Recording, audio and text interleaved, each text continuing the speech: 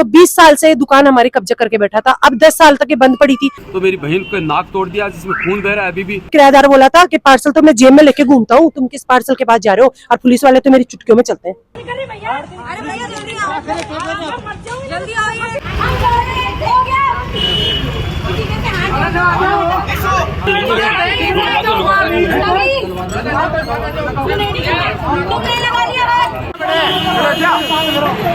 बड़े रिपोर्ट देते खानो है, खानो है, अरे खानो है।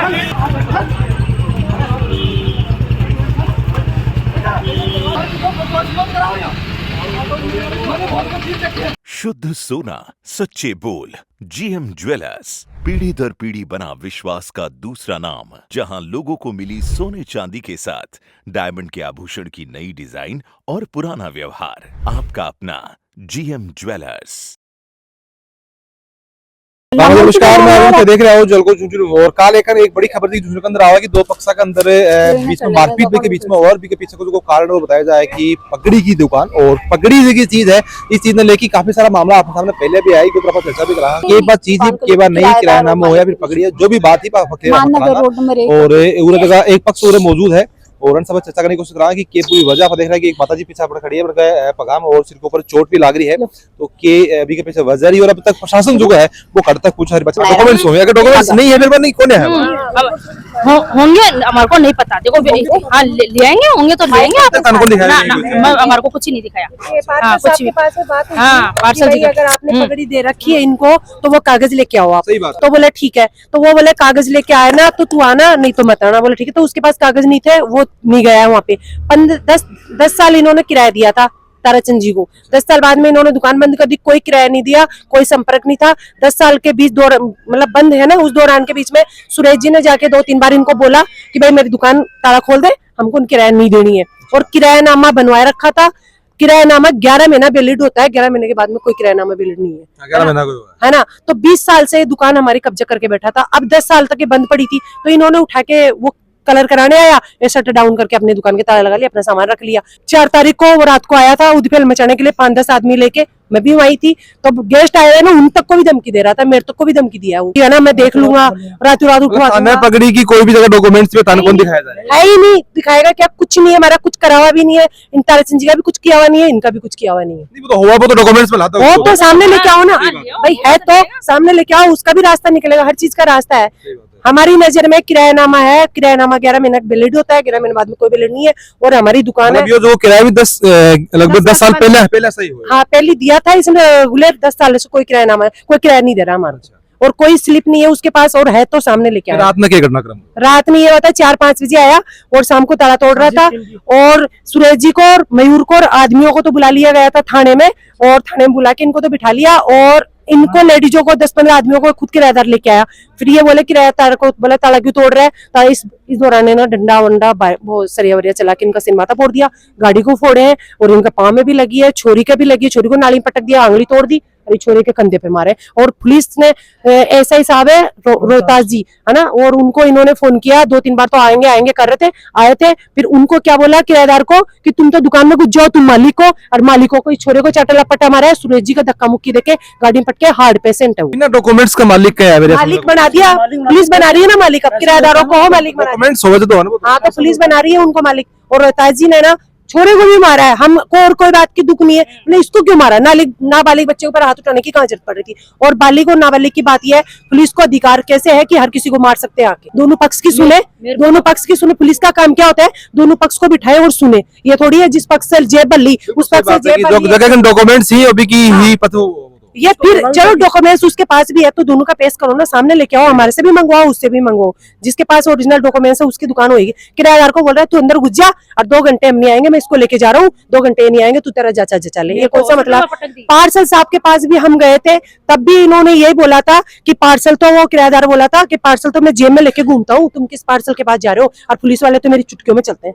अच्छा हाँ, पुलिस तो मेरी चुटकियों में चलती है। बोला मेरा कोई कुछ नहीं बिगाड़ेगा, जो तुमको करना है वो कर लो। सरेआम धमकी दिया वो पुलिस बन के चुटकिया पर है। हाँ उसकी चुटकियों में, और पार्सल जेब में, पार्सल जी जेब में। हाँ पार्सल जी जेब में। विधायक जी हाँ वो भी जेब में होगा। बड़ा अधिकारी है ना, उनका कोई कुछ नहीं बिगाड़ सकता।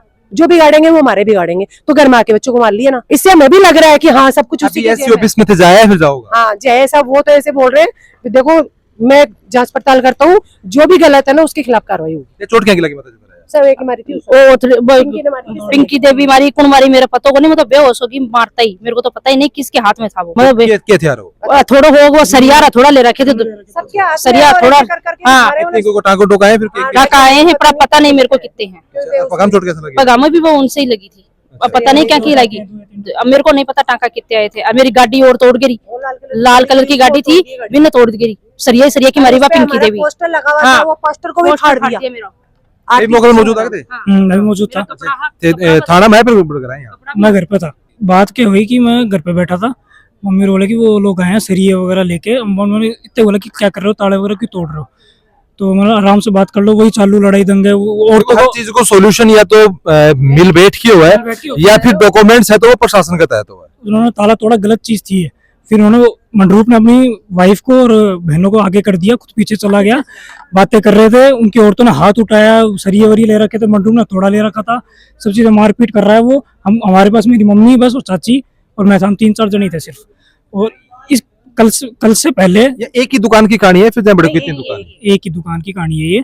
और कल से पहले परसों पुलिस आई थी रात को कि ये ताला तोड़ा है, ये क्या करा, मीटर किसने तोड़ा है, ये सब पुलिस बोल के गई थी, कोई हाथ नहीं लगाएगा इसके। फिर भी कैसे उसने मंडरूप ने हाथ कैसे लगाया कल रात को? परसों ये बात हुई थी तभी। आज घटना ये हुई कि हम हमारी दुकान में हमें घुसने नहीं दे रहे थे।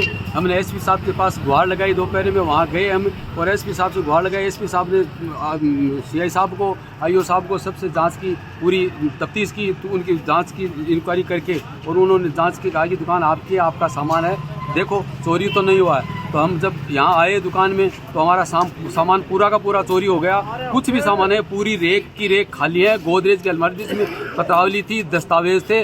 मैं सामाजिक कार्यकर्ता हूँ, इसलिए उस सामाजिक कार्यकर्ता होने के नाते उसमें कुछ प्रतिभा सम्मान समारोह के प्रमाण पत्र थे, होर्डिंग थे, पंपलेट थे, काफ़ी जो सामान था, क्योंकि हार्डवेयर का जो सामान था इन्होंने चुरा लिया। इसमें काफ़ी हार्डवेयर का सामान था जो चुरा कर ले गए। तो इन्होंने जब हमें दुकान में देखा तो तुरंत हमारे पास आए और शीशे तोड़े और गाड़ियों के सरिये मारे इन लोगों ने। और मेरी बहन थी साथ में, क्योंकि ये सभी क्या अटैक करते हैं इस तरह से, तो हमने सोचा कि बहन भी आई थी, भैया तेरे लाग नहीं जाए, भाभी के लाग नहीं जाए, तो वो सब साथ थे। तो मेरी बहन को नाक तोड़ दिया जिसमें खून बह रहा है अभी भी। मैंने ऐसा ही घटना होने के बाद तुरंत बाद पुलिस को फ़ोन किया, 100 नंबर पे किया, कंट्रोल रूम में किया, कोतवाली में किया, सबको फ़ोन किया कि हमें बचाओ, हमें मार रहे हैं, मेरी बहन को मार रहे हैं, पत्नी को मार रहे हैं। मेरे सुरेश जी थे और वो मयूर था, चेतन था और 5-7 महिलाएं थी, 8-10 और भी पुरुष थे, जिसमें एक दीपक था, एक नरेश था, एक पप्पू करते हैं, उसका नाम मुझे पता नहीं, पप्पू करते हैं, एक नरेश था जो चक्की चलाता है,